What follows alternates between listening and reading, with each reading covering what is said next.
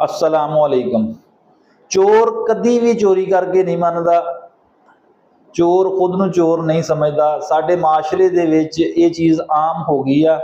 असी रिश्वत लैण वाले नूं तो बुरा कहने आ, देण वाले नूं बुरा नहीं कहने।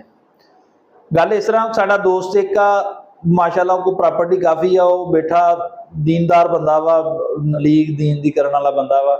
वो कल बैठा होया अदारियां नूं बुरा कहण दिया ते विच ही FBR वालियां नूं किहड़ा ना वो बुरा कहण वाला दिया, कहंदा इन्हां दे मूंह नूं फोन लगा वा, ये होया वो होया। कितों उहनूं गल पुछी ते पता ये लगा कि उहदे माशाअल्लाह काफ़ी सारियां दुकानां प्रॉपर्टी आ जिहड़ी रेंट दे उपर दित्ती होई उहने। ते ओहदे मुतलका कहंदा सी जी पहलों मेरे को रिश्वत लैंदा हुंदा सीगा 20,000 ते हुण जी वो 30,000 तो थल्ले नहीं मनण दिया हैगा।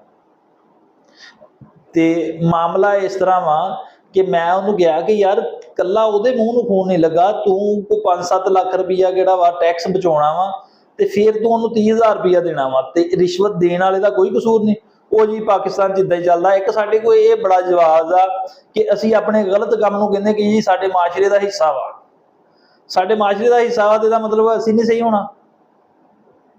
मैं कहा जी ਲੱਖਾਂ रुपया तुसीं बचा के तो गरीब के उत्ते बोझ पाउंदे हो ते गरीब जिहड़ा वो मेरे नाल गुस्से अगे होण लग पिया जी, कहंदा राणा साहब छड्ड दिओ तुसीं, इत्थे इदां ही चलदा वा, हर बंदा इदां ही करदा। मैं कहा यार हर बंदा करदा वा, दीनदार लोकां नूं तां नहीं ना करना चाहीदा।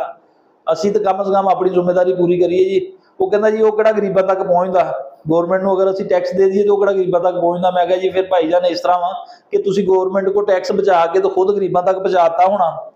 तो वो मेरे मूँह वाल देखण लग पिया। मैं कहा जी फिर गल तो यह आ कि किहड़ा ये टैक्स हुंदा वा जां इस्लाम ने ज़कात रखी आ, ये इस वास्ते आ कि गरीब की मदद हो सके, गरीब नूं किसी ना किसी चीज़ चों रिलीफ दिता जा सके। असीं चोरी करदे आ, चोरी नूं चोरी मनदे नहीं, किसी काम की भी चोरी होवे उहनूं चोरी नहीं मनदे। टैक्स किहड़ा वा कौमी जिम्मेदारी आ, अगर असीं अपने तरफों अदा कर दईए, गौरमेंट को वाफर टैक्सेस होण ते गौरमेंट खुद ना किते रिलीफ दूगी, किन्ना खा लेगी। उहनूं किहड़े IMF को कर्जे लैणे पैंदे, ना लैणे पैण। लेकिन असीं खुद किहड़ा गलत काम करदे आ ना, अपना गलत काम करवाउण वास्ते असीं रिश्वत दिंदे आ, उस रिश्वत दे उत्ते भी असीं उहनां नूं जिहड़े साडे कोल रिश्वत लैंदे आ असीं उहनां नूं बुरा कहने आ, असीं अपने आप नूं नहीं कहंदे बुरा। हालांकि रिश्वत लैण वाले ते देण वाले दोनां दे बारे च हुक्म आ, लेकिन असीं लैण वाले दी गल किहड़ी आ वो ते रखदे अगे, ते जिहड़ी देण वाले दी रिश्वत देण वाले दी गल आ वो सानूं पता ही नहीं। उहनूं भी चोरी कहंदे आ, और चोरी आ वो, असीं उस चोरी नूं गिणदे नहीं किसी खाते च। गल करन दा मकसद यह आ कि जां ते असीं ये गल कहीए कि जी गौरमेंट टैक्स नहीं लांदी ते असीं अपने तौर ते गरीबां दी कोई मदद कर दिंदे आ। गरीबां दी मदद कोई नहीं करदा इत्थे।